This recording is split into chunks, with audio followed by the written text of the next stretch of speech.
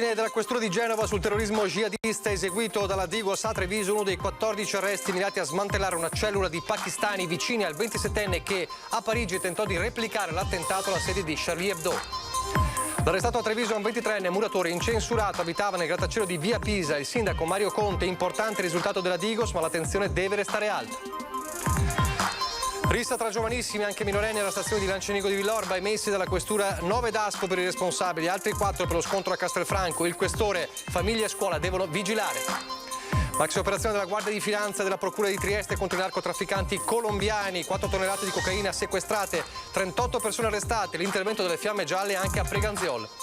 Carenze di organico tra i vigili del fuoco, l'emorragia di personale ha toccato livelli record e non aiutano i nuovi concorsi promossi dal Ministero.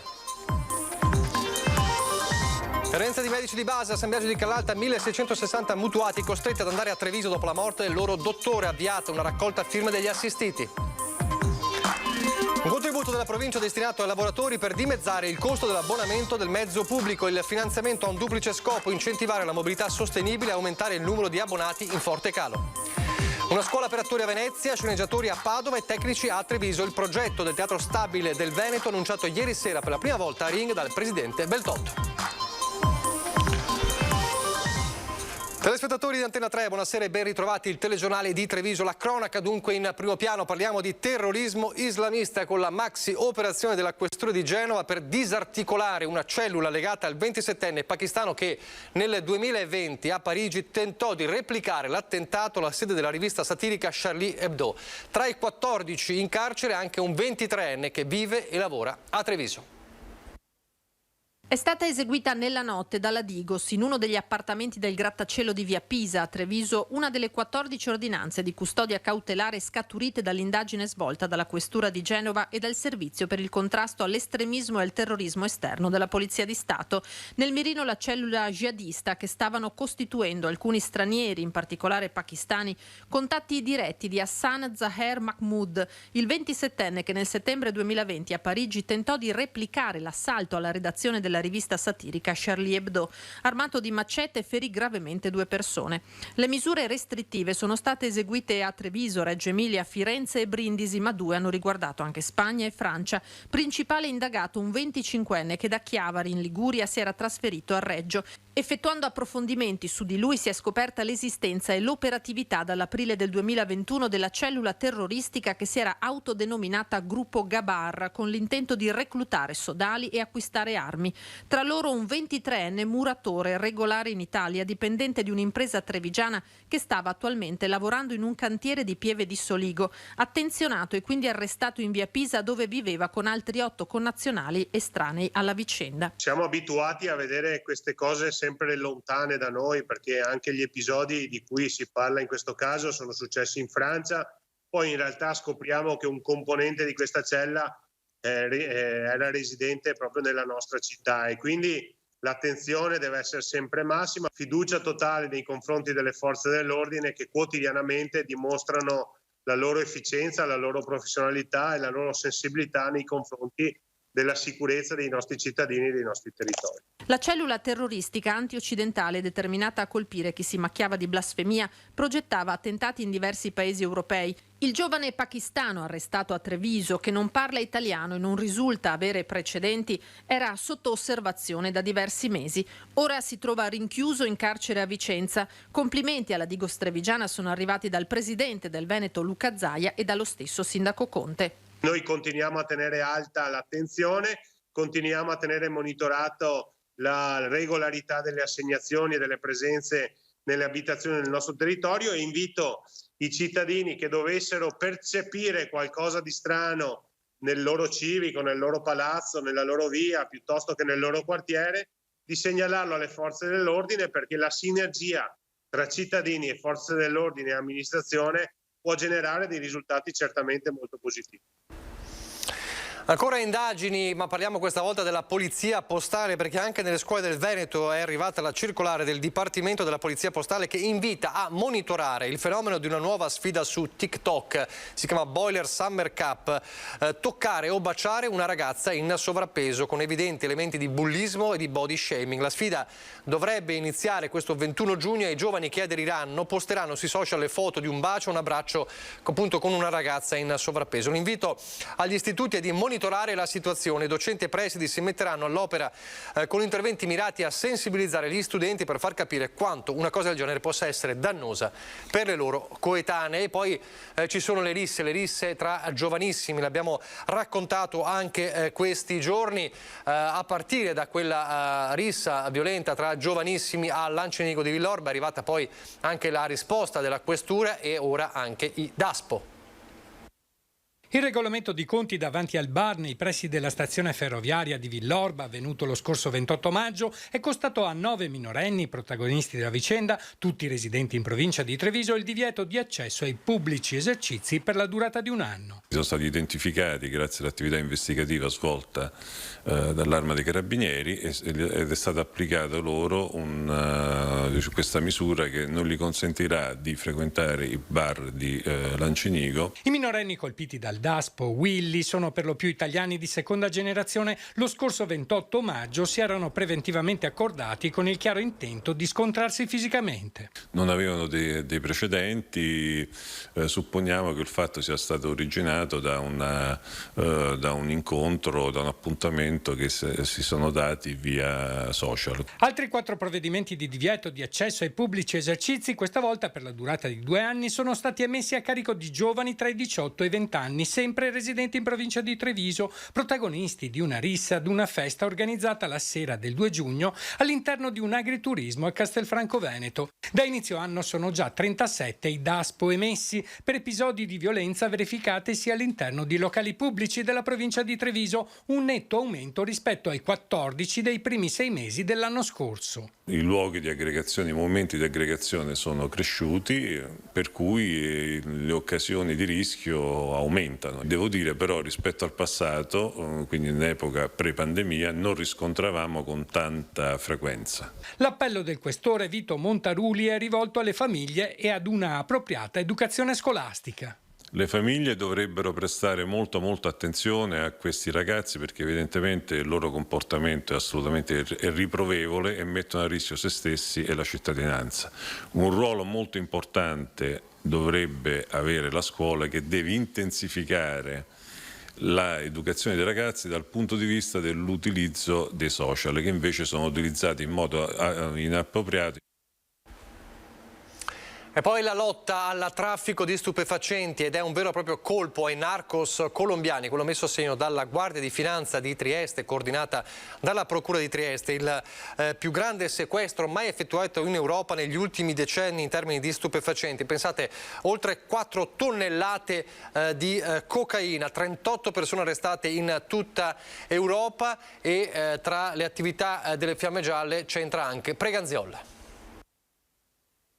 Fuori le armi, tir bloccato e corriere della droga in manette. Più di 4 tonnellate di cocaina sequestrate insieme a 2 milioni di euro in contanti, oltre che i mezzi per il trasporto dello stupefacente. 38 misure cautelari in tutta Europa, di cui 11 in Italia. Operazione Geppo 2021, così si chiama l'indagine della Guardia di Finanza, coordinata dalla Procura della Repubblica di Trieste con la Direzione Investigativa Antimafia, in collaborazione con la Polizia Nazionale di Spagna e le autorità colombiane e statunitensi.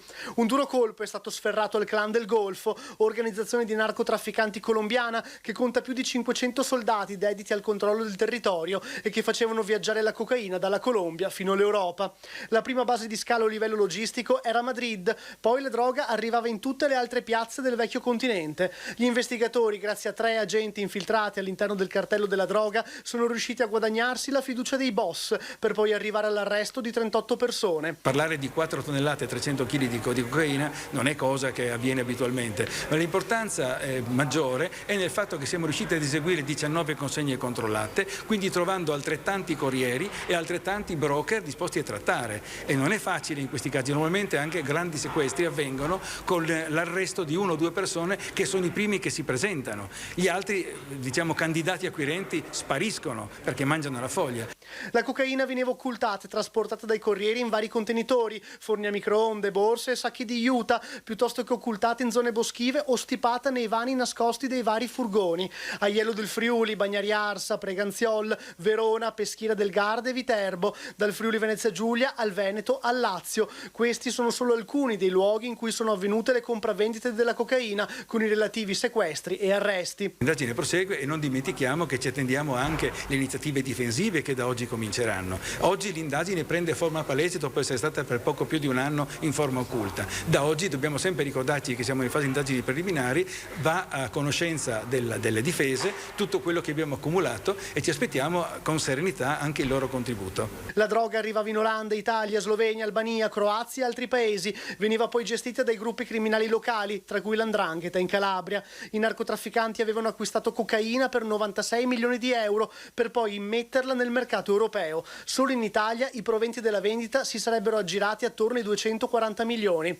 La droga, quando partiva dalla Colombia, era già formalmente sotto sequestro grazie al lavoro degli agenti infiltrati. Era già sequestrata, i venditori colombiani si fidavano della persona interposta che assicurava che l'avrebbe caricata sulla nave. La persona interposta aveva un furgone che è stato fornito sempre da noi, dall'organizzazione delle forze sane, diciamo così, e che invece l'ha fatta arrivare in Italia in tutt'altro modo.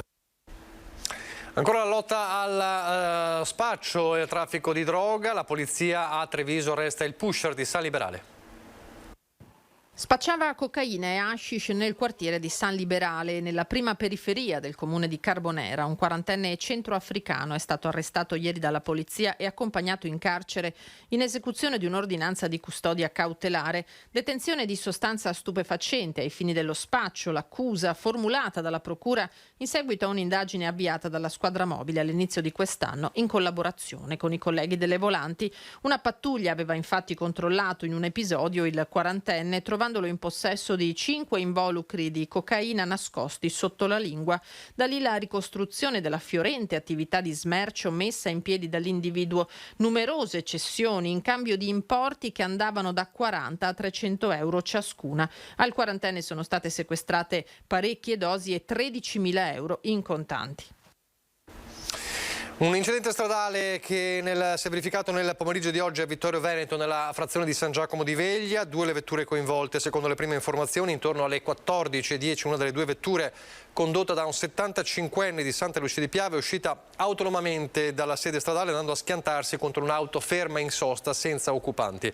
2 le persone ferite. Quella che ha riportato le conseguenze più gravi è stata la moglie del conducente, una 68enne, portata con l'elisoccorso all'ospedale Cafoncello di Treviso. Il marito invece si trova ricoverato a Conegliano. Ancora indagini della polizia, questa volta però la polizia di Padova, che scopre anche a Villorba un gruppo dedito al favoreggiamento della immigrazione clandestina. Sono 7 le persone tra italiani e cinesi indagate dalla Procura di Padova per associazione a delinquere finalizzata al favoreggiamento dell'immigrazione clandestina. Secondo le indagini della squadra mobile si tratta di 2 associazioni criminali affiancate da 2 cittadine cinesi, riferimento delle comunità di Padova e Treviso. Il sistema, collaudato, prevedeva la predisposizione, dietro il pagamento di somme tra 500 e 1000 euro, di falsi contratti, lettere di assunzione, cedolini dello stipendio, che gli stranieri clandestini e senza documenti mostravano al momento di richiedere il rilascio o il rinnovo del permesso di soggiorno negli uffici delle questure di Padova, Venezia e Treviso. In questo modo gli indagati inducevano in errore i pubblici ufficiali e ottenevano l'avvio delle pratiche per far avere permessi di soggiorno a chi non ne aveva diritto. L'indagine è partita da controlli incrociati e assunzioni sospette. Le associazioni criminali, secondo gli inquirenti, si appoggiavano a 2 avvocati e 3 titolari di aziende fittizie con sede a Padova, Limena, Monselice, Maserà e poi nel Trevigiano a Villorba e nel Polesine a Petorazza, Grimani e Lendinara. una delle donne indagate avrebbe anche favorito la prostituzione di suoi connazionali in 2 centri massaggi a Padova e Codroipo in provincia di Udine. Nell'ambito delle indagini, a febbraio dell'anno scorso fu perquisita la sua abitazione, trovando passaporti, carte d'identità e 34.000 euro. Inoltre gli indagati avrebbero anche favorito la permanenza illegale in Italia di alcune cittadine cinesi attraverso la celebrazione di falsi matrimoni. I carabinieri della compagnia di Castelfranco hanno invece arrestato in flagranza una ultra settantenne che, malgrado fosse agli arresti domiciliari in provincia di Verona per reati contro il patrimonio, si trovava nella pedemontana trevigiana. Ad allertare i militari una imprenditrice e un artigiano nelle cui abitazioni la donna si era introdotta poco prima, approfittando delle porte lasciate aperte per qualche minuto appunto aperte. Da lì si stava allontanando senza aver rubato nulla. L'anziana è stata fermata e condotta in carcere a Venezia. Le ipotesi di reato sono evasione e tentato furto aggravato in abitazione. Lasciamo la cronaca adesso e parliamo dei Vigili del Fuoco. Un'estate che si preannuncia torrida e non solo dal punto di vista climatico per i Vigili del Fuoco trevigiani. L'emorragia di personale infatti ha toccato livelli record e non aiutano i nuovi concorsi promossi dal Ministero. Nessun nuovo posto a Treviso, anzi si rischia una ulteriore fuga. 40 pompieri vuol dire per noi, è un numero che per le persone può non significa niente, per noi vuol dire mettere in ginocchio un comando, perché potrebbero, la paura nostra è che si possa chiudere anche un distaccamento, ma questo cerchiamo di evitarlo, è l'ultima chance. Sono abituati a gestire ogni emergenza, spesso vengono pure chiamati eroi, ma per i Vigili del Fuoco trevigiani si preannuncia ugualmente un'estate torrida e le temperature stavolta non c'entrano, semmai la carenza sempre più cronicizzata di personale. Insostenibile per il carico di lavoro che aumenta per il personale che rimane qua in servizio.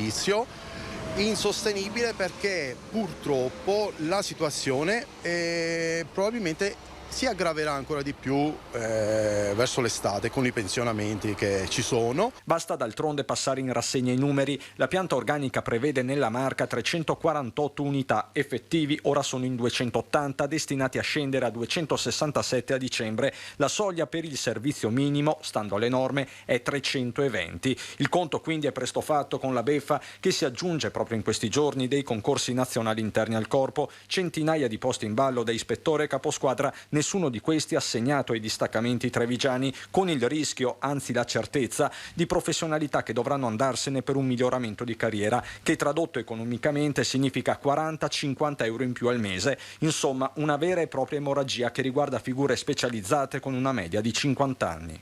Abbiamo dei capisquadra che hanno diritto al ruolo tecnico per 11 unità e dei capisquadra che saranno un 6-7 unità che faranno le valigie. Fare le valigie con tutto quello che ciò comporta anche a livello familiare. L'anomalia del nostro corpo nazionale che dà soccorso al cittadino ma crea disagio ai loro operatori. Da qui la protesta unitaria di CGIL e Cisle-Will. La questione, dicono, va affrontata dai politici trevigiani. Per tamponarla nel breve periodo dovrebbero almeno essere concessi gli straordinari. Questioni di liquidità. Sarebbe dovere della nostra amministrazione quello di chiedere i fondi a Roma, al Ministero, per avere i soldi, il budget economico per il rientro straordinario. Dalla carenza di organico dei Vigili del Fuoco alla carenza di medici di famiglia, quanto la situazione sia grave lo stanno provando sulla propria pelle 1660 mutuati di Olmi e Fagarè di San Biagio di Callalta. Dopo la morte del loro dottore sono ora costretti ad andare a Treviso. È stata avviata per questo una raccolta firme. L'ULSS allarga le braccia confidando che con i prossimi turni di assegnazione di medici si trovi un nuovo dottore per San Biagio. Sentite. Perché noi a una certa età non lo sappiamo neanche dove è gli uffici. Per il massimo sappiamo dove è il CUP. Medici di famiglia, malcontento e rabbia a San Biagio di Callalta. Dopo la morte improvvisa del dottor Giorgio Schiavon, 1660 mutuati di Olmi e Fagarè si sono trovati senza dottore e la soluzione individuata ha creato malumori e disagi. I pazienti sono infatti stati dirottati assegnati su 6 medici di famiglia di Treviso, con una suddivisione per ordine alfabetico dei cognomi. Quindi, oltre al viaggio, spesso le famiglie sono state divise. Ogni giorno, quotidianamente, ricevo telefonate di lamentela dei cittadini per come viene gestita in questo momento l'assegnazione dei medici di famiglia. Il comune ha anche messo a disposizione degli spazi. Il distretto, dove ci sono 4 ambulatori, li abbiamo messi nella disponibilità dell'ULSS affinché possano spostarsi questi medici qua. Però vediamo che ad oggi ancora questa cosa non è partita. I cittadini stanno avviando anche una raccolta firme per chiedere di avere il medico di famiglia nel proprio territorio comunale. L'azienda sanitaria fa sapere di essere pienamente consapevole del problema, frutto della carenza di medici che sta mettendo in crisi l'intero sistema sanitario nazionale. Nel caso specifico, San Biagio fa parte con Treviso e Silea di un ambito territoriale. Nello stesso ambito, un medico di famiglia che risulta vincitore, assegnatario di un posto di medicina di famiglia, può scegliere, ripeto, a proprio insindacabile giudizio dove aprire l'ambulatorio. Noi abbiamo avuto di fatto 4 giovani professioniste stimate che hanno vinto l'incarico e hanno scelto a proprio giudizio di iniziare l'attività in quel di Treviso. Semmai sono venute incontro all'esigenza della comunità di San Biagio, diciamo incoraggiate dall'amministrazione e l'amministrazione comunale, che ha fatto tutto il possibile per rendere accogliente la realtà di San Biagio, sono state dichiarate disponibili a presenziare a turno settimanalmente in quel di San Biagio. Prossimamente ci saranno dei nuovi turni di assegnazioni di medici di famiglia. Quindi bisogna vedere se nelle assegnazioni di giugno e luglio ci sarà qualcuno dei professionisti liberi e disponibili e titolati a farlo che sceglierà di insediarsi in questo ambito. La stessa cosa verrà ripetuta fra mi pare agosto e settembre e un'altra volta ancora a fine anno. Un contributo della provincia destinato ai lavoratori della Marca per dimezzare il costo dell'abbonamento del mezzo pubblico. È un finanziamento con 2 obiettivi: incentivare la mobilità sostenibile ma anche aumentare il numero di abbonati che è in forte calo. E intanto il presidente di MOM lancia l'allarme sulla tenuta del sistema del trasporto pubblico e dice: il caro carburanti ci costerà 3 milioni di euro. Abbiamo messo a disposizione 700.000 euro per concorrere fino al 50% allo sconto degli abbonamenti sia per trasporto urbano che per extraurbano per i lavoratori. Consentirà uno sconto fino al 50% sul costo dell'abbonamento, lo stanziamento della provincia di Treviso rivolto ai lavoratori. Bando da 700.000 euro con il duplice scopo di recuperare abbonamenti in caduta libera nel post-Covid. Si è passati dai 3.000 nel 2019 ai 2.000 di oggi e di incentivare la mobilità sostenibile. Sappiamo che il costo dell'abbonamento urbano è da 315 euro all'anno, l'extraurbano da 315 a 695, quindi con un 50% in meno diamo anche sostanzialmente una mano in modo importante ai costi che sostengono le famiglie per andare e tornare a casa dal luogo del lavoro. Del resto il caro carburanti, come accade per le famiglie, sta mettendo a dura prova le aziende di trasporto. Se il trend continua in questo modo, abbiamo sicuramente un aumento rispetto all'anno precedente a parità di produzione chilometrica che si aggira sui 3 milioni di euro. Un impatto importante è quello dei rincari dei carburanti che, se non si troveranno delle soluzioni, rischia di dare la mazzata finale al trasporto pubblico che dopo le difficoltà della pandemia cominciava a rimettersi al passo. Abbiamo soprattutto il prezzo del metano che è aumentato del 500%, mentre l'elettricità arriva anche al 200-300%. Il paradosso è che i mezzi più moderni della flotta dei bus sono proprio quelli alimentati a metano, il carburante che è aumentato più di tutti. Lo Stato ci dà dei contributi per l'acquisto di mezzi solo se acquistiamo mezzi alternativi, quindi a metano, elettrico o idrogeno. Ovviamente sia l'elettrico sia il metano in questo momento ha degli aumenti importanti. L'idrogeno in questo momento è all'inizio, lo stiamo valutando, lo stiamo vedendo, ma siamo ancora indietro per quanto riguarda l'introduzione di questa tipologia. Pochi istanti di pubblicità, poi di nuovo in diretta.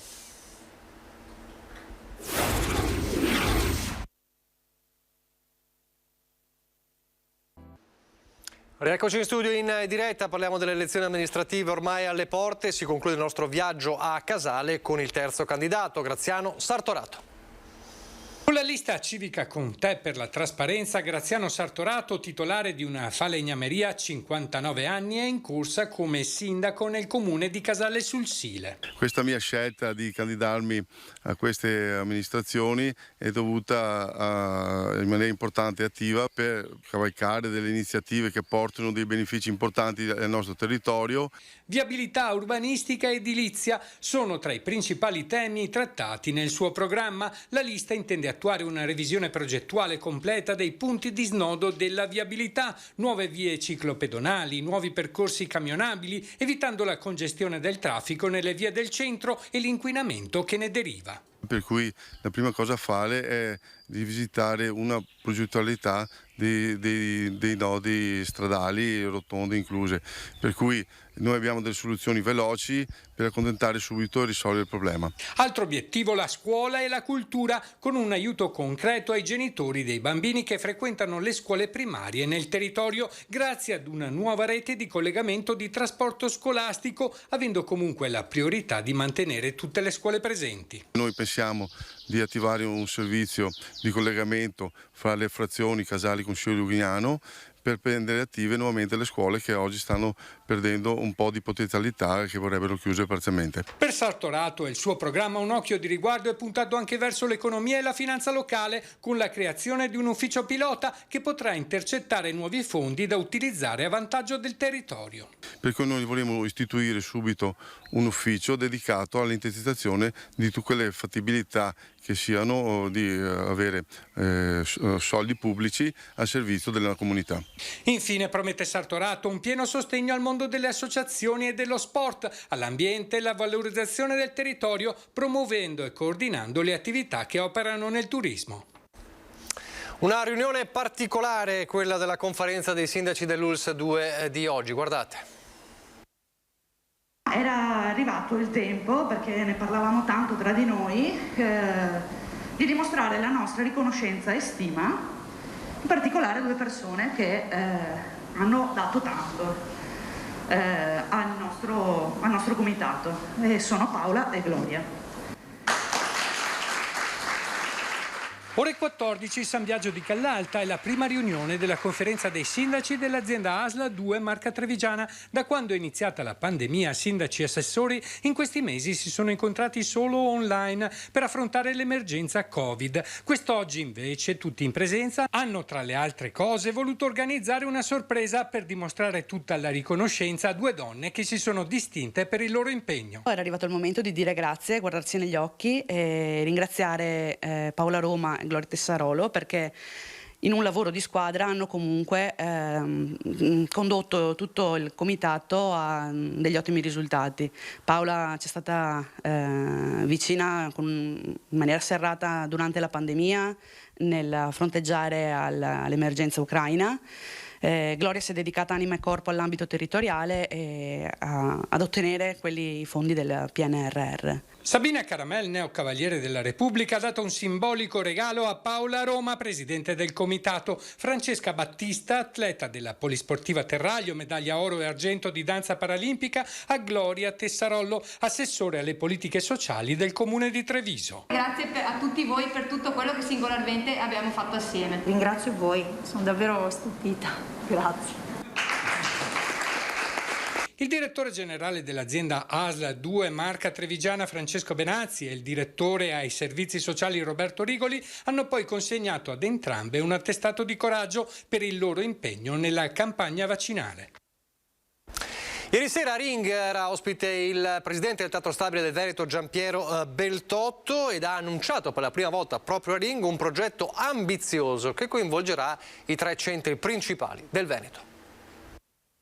Primo, una scuola di attori e registi a Venezia. Secondo, una scuola e un corso importante di sceneggiatura per i teatri, di drammaturgia a Padova. Terzo, una scuola per l'artigianato del teatro a Treviso. Il progetto è ambizioso e unico in Italia. Non solo il teatro che si mette in scena, ma anche il teatro come fucina di nuovi talenti.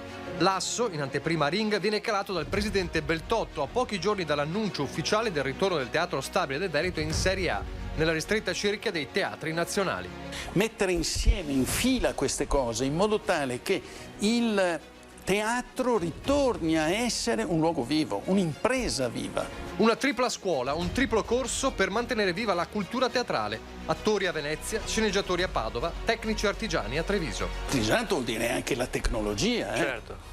Cioè dobbiamo arrivare a un uomo solo che governi il palcoscenico. La tempistica autunno. Il progetto è già in opera. Prestigiosi insegnanti pronti a formare nuove generazioni. Con la Regione del Veneto è già partita, noi abbiamo un rapporto con l'assessore Donazan straordinario. È il tempo di mettere giù un po' di sane fondamenta, io penso ottobre-novembre dovremo annunciare. Parlavo con Irene Bruck, che è una donna di teatro importante, internazionale, che verrà certamente a dispensarci il proprio sapere. Nel frattempo sta per essere annunciata l'attesa stagione 2022-2023. Un teatro stabile pieno di entusiasmo, idee, novità e tradizione. Essere ritornati in Serie A aiuta, ma, sottolinea Beltotto, servono risorse. Quando mi è stato detto dobbiamo tornare a essere teatro nazionale, io ho cercato di dissuadere un po' tutti. Ho detto guardate, se noi diventiamo teatro nazionale, cosa che non è impossibile, ma non perché non ci sono io, ma perché c'è una squadra straordinaria, quindi è possibile che ce la facciamo. Poi ci iscriviamo a un club ristretto. Per iscriverci è un nulla e poi però bisogna rimanerci. Per giocare in Serie A ci vogliono i soldi, dobbiamo fare un po' come quelle squadre di provincia che sono state brave, hanno investito bene, hanno investito nei campioni veri, ma soprattutto in una società sana.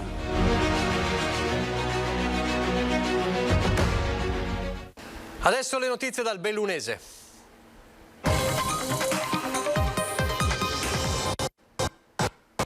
Apriamo con la cronaca. Un gravissimo incidente è avvenuto intorno alle 11:30 all'altezza del ponte di Busche di Cesio Maggiore. Per cause da accertare, sicuramente riconducibile all'asfalto reso viscido dalla pioggia, un furgone della Amazon è uscito dalla carreggiata finendo contro un tir che proveniva dalla direzione opposta. Il conducente del furgone, un 31enne di Pieve di Cadore, è stato trasportato in condizioni molto serie all'ospedale di Belluno. Leso invece l'autista del tir. Sul posto, per i rilievi di legge, i carabinieri di Feltre e Santa Giustina. Più o meno alla stessa ora, a Fiamme di Cortina d'Ampezzo è accaduto un altro incidente. Questa volta lo vedete nelle immagini, spettacolare e fortunatamente senza feriti. Una Ferrari F8 si è scontrata con un camion ed è planata sul prato che costeggia la 51 di Alemagna. I carabinieri hanno deviato il traffico per consentire il recupero dei mezzi e poi i rilievi di legge. Il lavoro dei vigili del fuoco si è concluso nel primo pomeriggio.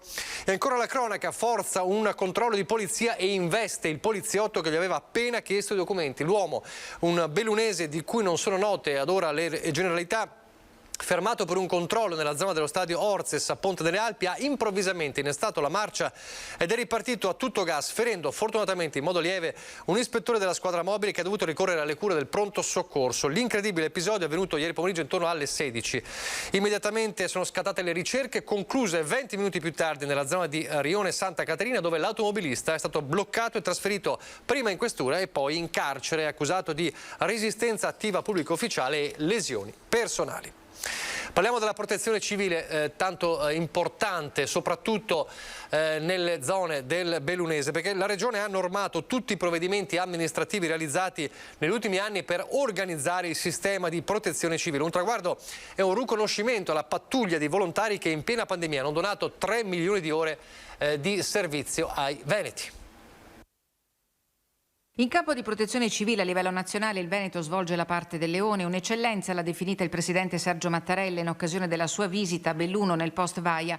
Oggi l'organizzazione di questo sistema efficiente, normata grazie a una legge varata con il consenso unanime del Consiglio regionale del Veneto, che tra l'altro sprona i sindaci a dotarsi di un nucleo di protezione civile. I sindaci sono già da anni autorità di protezione civile, quindi devono avere anche un braccio operativo che sia al loro fianco nel momento dell'emergenza, almeno un primo nucleo di intervento nell'immediatezza, poi dopo si mette in moto la macchina regionale. Che è quanto in provincia è stato sperimentato durante la tempesta Vaia. La nuova legge consolida procedure e modalità di gestione delle emergenze, istituzione dell'unità di crisi, definizione degli ambiti territoriali che prendono il posto dei distretti, costituzione delle consulte provinciali della protezione civile e una assoluta novità. È stato introdotto nella legge anche un altro aspetto, quello dei volontari nelle scuole.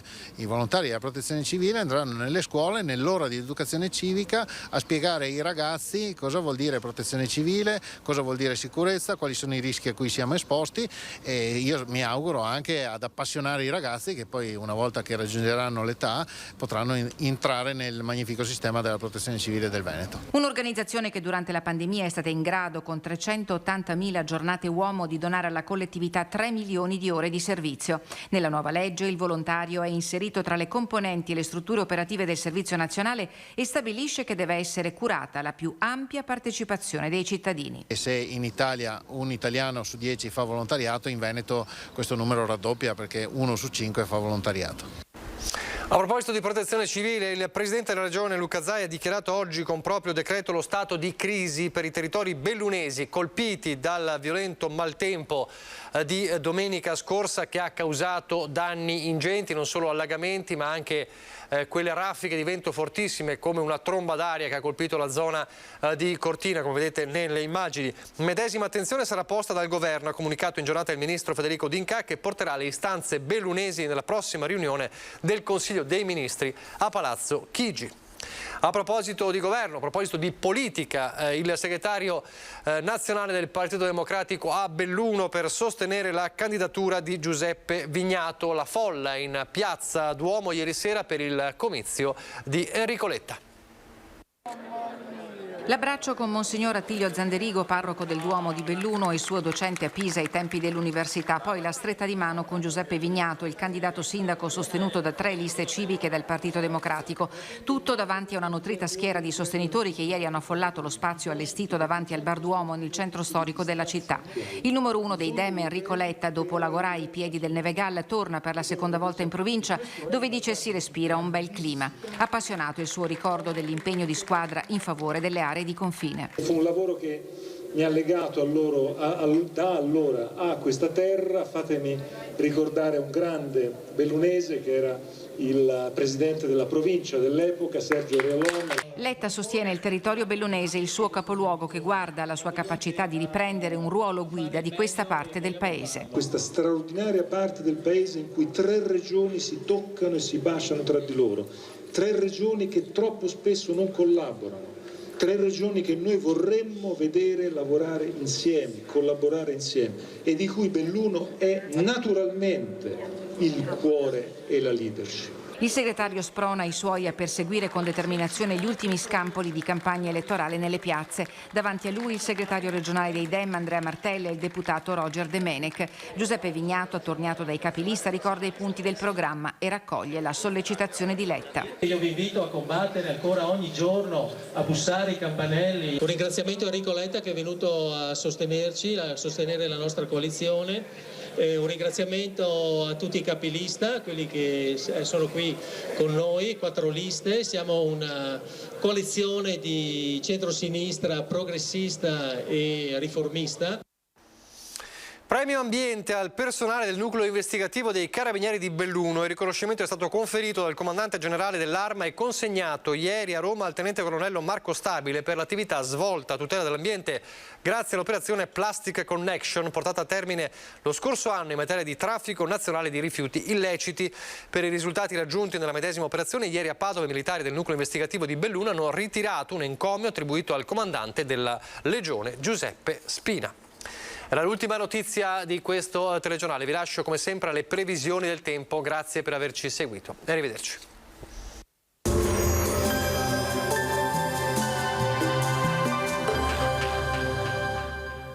Da oltre 40 anni Bacifrutta c'è per te. La qualità e il risparmio Bacifrutta c'è per te. Selezioniamo il prodotto, Bacifrutta c'è per te. Benvenuti al meteo. Anticiclone ancora debole, bel tempo in giornata, instabilità poi che culminerà in serata. Vediamo il dettaglio di mercoledì 8 giugno. Sul Veneto sarà asciutto e stabile, con tanto sole e con cielo sereno o al massimo poco nuvoloso. Verso sera e soprattutto nella notte tra mercoledì e giovedì più nubi con piogge anche piuttosto diffuse. Temperature in lievissimo calo, minime tra 15 e 18 gradi, massime comprese invece tra i 26 e i 30 gradi. Ci spostiamo ora sul Friuli Venezia Giulia, anche in questo caso avremo un ampio soleggiamento, qualche addensamento in corrispondenza dei rilievi, temporali poi in nottata. Temperature minime tra 16 e 20 gradi, massime sui 27-29 gradi. Infine diamo uno sguardo alla situazione del Trentino Alto Adige, anche qui prevalenza di sole ovunque, più nuvoloso con il passare delle ore con qualche rovescio. Temperature minime intorno ai 15 gradi, massime infine sui 27 all'incirca. Dal meteo di Antena 3 per ora è tutto, arrivederci al prossimo aggiornamento.